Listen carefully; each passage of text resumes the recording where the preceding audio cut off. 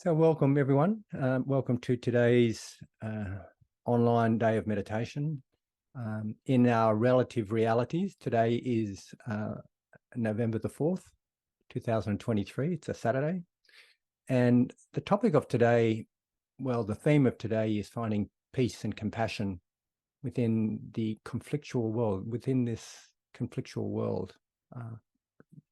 What we do on these days is begin by having some orientation and instructions, like I'm doing right now, talking about the day, the agenda, the schedule, sorry, and also give some.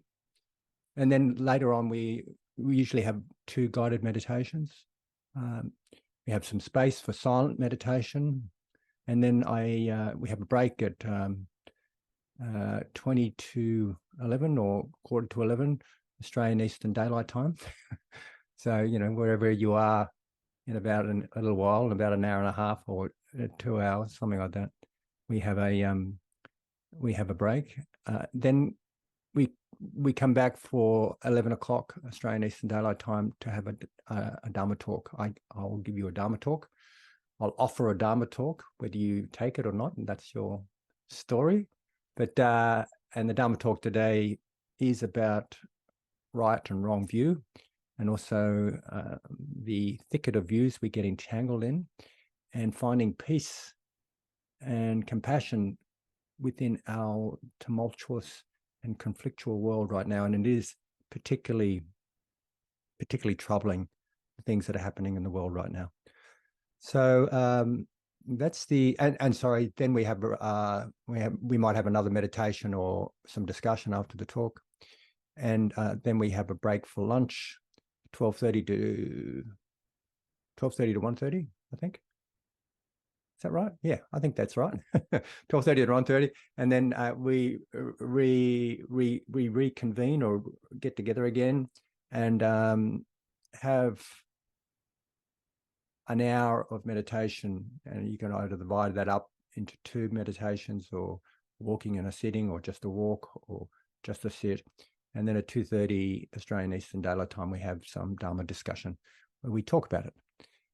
Sometimes people don't stay for that. Sometimes people stay for the talk, and sometimes people just arrive for the talk.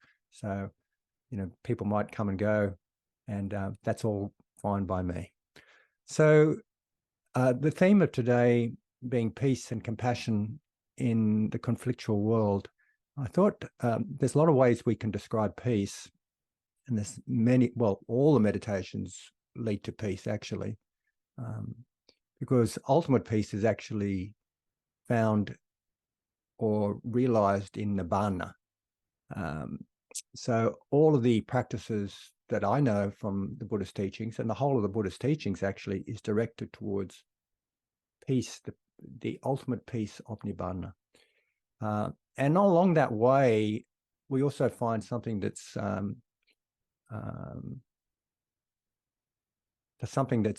relevant for peace. And one way we could describe equanimity is as peace. I mean, there's many ways we can describe equanimity, and one way it's experienced is as peace.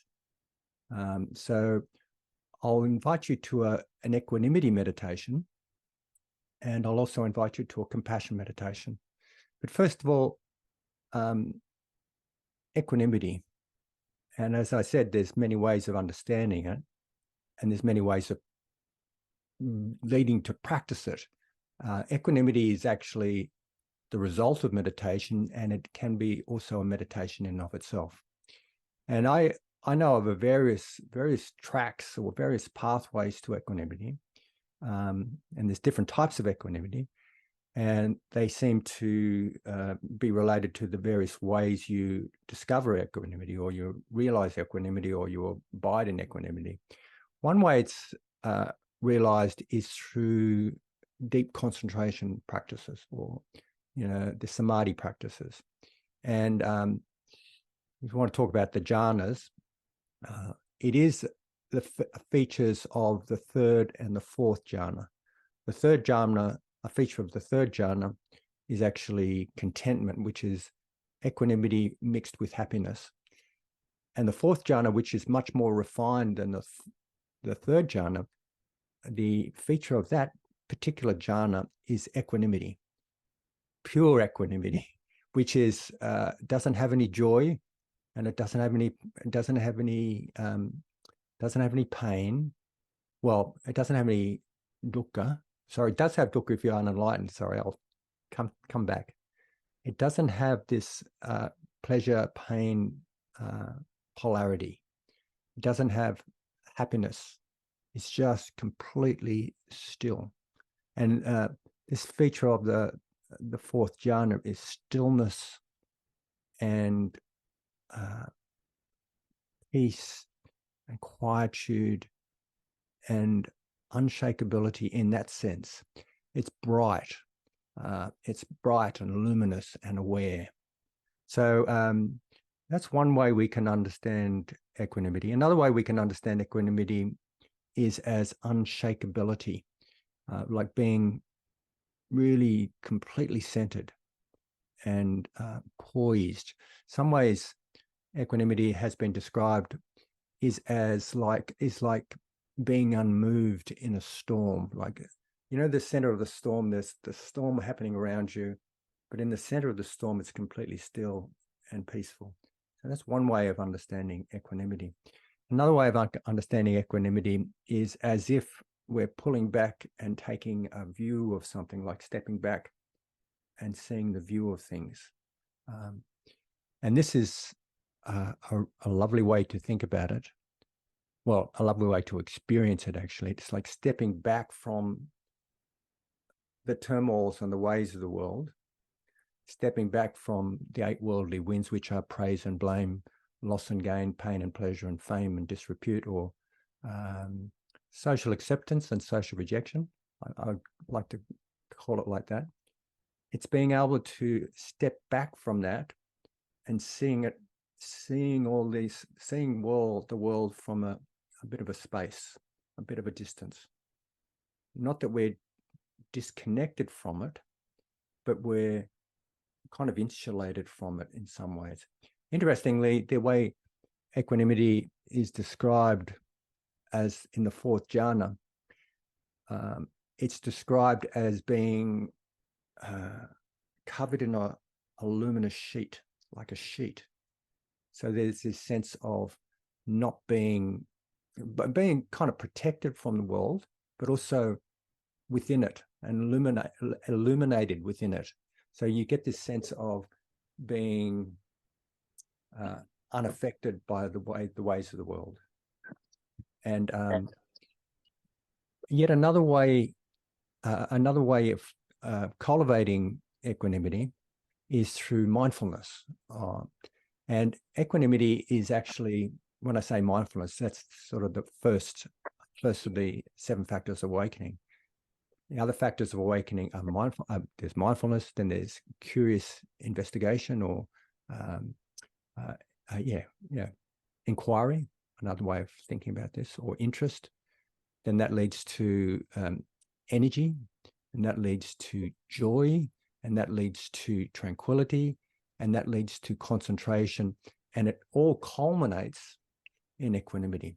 So when I talk about mindfulness as leading to equanimity, we're actually talking about the mindfulness as the beginning of the first of the 7 factors of awakening, and it culminates in equanimity. So in this way, and if you do practices such as the 4 establishments of mindfulness, the result is actually equanimity.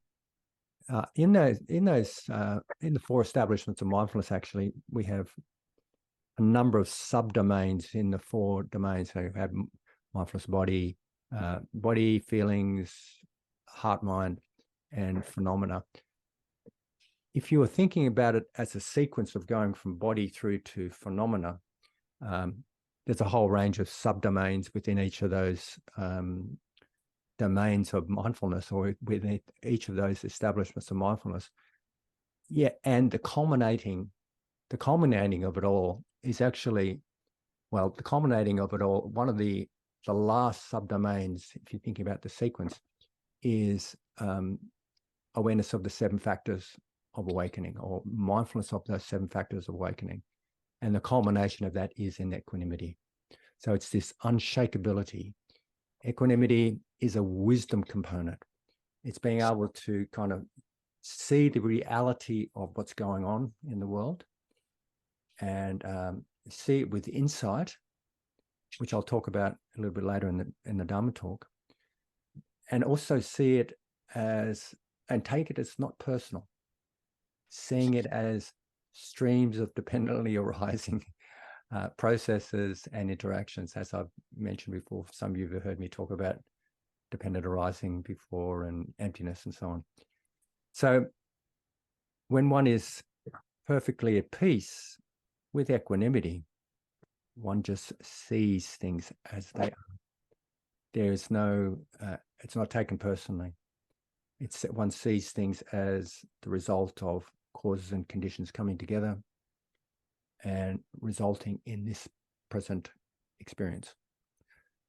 So that's it. Oh, sorry, the last one about another way we can practice and experience equanimity is as a divine abode. And you probably heard me talk about the 4 divine abodes, their particular practices, their relationship practices, but also their, their practices that we can see in relationship with another, but they are also boundless practices, meaning that the boundaries between self and other dissolve. There's an experience of unity. I wonder if I can say it like that. Boundlessness. I'm hesitant to say oneness because it's this sense of the boundaries between self and other dissolve, both in a spacious sense, but also in a relationship sense. And one abides in this experience of equanimity, and it radiates from one's heart. So this is equanimity as a boundless divine abode. The other divine abodes are in order. They're usually presented in this order: warm benevolence, compassion, appreciative joy, or sympathetic joy, it's sometimes called, or mudita. And, the 4th one, as I mentioned, is equanimity. So what I'll do with the invitation to practice with equanimity, I'll invite you to emulate the jhanas, actually. I wouldn't expect that if I even get close to jhanas, it takes me a long time. It takes me, at least a couple of weeks on retreat. And, then, persistent practice and so on. But I think it's useful to emulate these states or spaces. And I'll invite you to just concentrate your mind, and then I'll invite you to piti. Then I'll invite you to sukha, which piti is a joy. I'll first invite you to experience gladness, because there's an association with gladness. They say the proximal cause of joy is gladness. So if we can cultivate gladness, then joy might arise. And the proximal cause for happiness is joy. So if we can have joy, it can transform to happiness, which is a much more subtle experience. And the proximal cause for contentment is happiness. So if we can have happiness, it can kind of shift over to contentment. And a proximal cause for equanimity is contentment. I'm sort of changing around a particular sutta that talks about how we can concentrate. So anyway, it's been my experience that this is the case. So I'll invite you to that particular meditation. And even though you may not be genuinely experiencing complete equanimity, well, it's not like faking it till you make it completely, but it's kind of inclining towards that state of mind so that it's possible.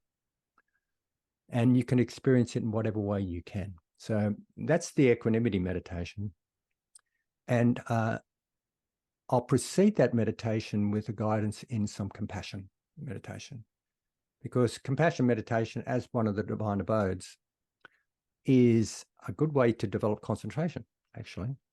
But it's also, it's a wonderful place to be. And there's many definitions of compassion. And I like the one by His Holiness the Dalai Lama as sensitivity to suffering and the commitment to alleviate it. So it's this, it's a kind of a tuning into the reality of life, the first noble truth, and bearing it, actually, just holding it. And in the holding of it, it is actually relieved. It is actually alleviated with that intention as well. So, and compassion also, we can find it in as a divine abode, but it's also one of the, in that second factor of the Eightfold Path, being intention. It's one of the factors of intention. There's a number of, there's three ways we can divide. I'll get this straight. There's three types of good intentions. One type is the intention of renunciation or letting go. Another type of intention is goodwill. And goodwill, in my view, entails warm benevolence and compassion. And another type of intention, wholesome intention, that's in line with the Eightfold Path, is harmlessness. And I would think that that's what compassion is. So in this third meditation, I'll invite you to the divine abode of compassion. And there's a number of ways we can do that. You can do it with words. You can do it with what I call signs, which are ways we recognize this quality in our heart and then honing in on it. And the way I'll invite you guys to compassion meditation is by firstly settling your body and speech, inner speech and mind, coming to quietude, then reflecting on suffering, reflecting on someone who's suffering. And I recommend that you just find a single person rather than groups of people, because sometimes it's a bit overwhelming. But just recollecting, bringing to mind suffering, and this could actually also be yourself, if you're open to that. And as best as possible, notice your heart's response to that. It could be a rejection or it could be an avoidance. And if it's not any of those, and if it's a sense of a kind of quivering in your heart, which is the way I feel it, a quivering in my heart, and I kind of there's a slight wish to alleviate it, but it's more the capacity to just be with that experience and help people with that experience.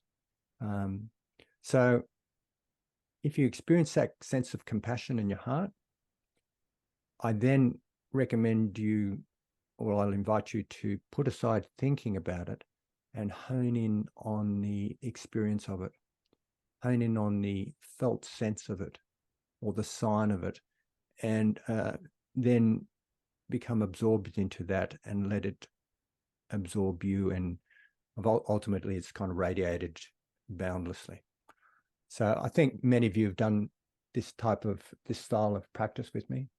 There are many other ways of doing compassion meditation, and for many years I used to use words, and this is very helpful for some people.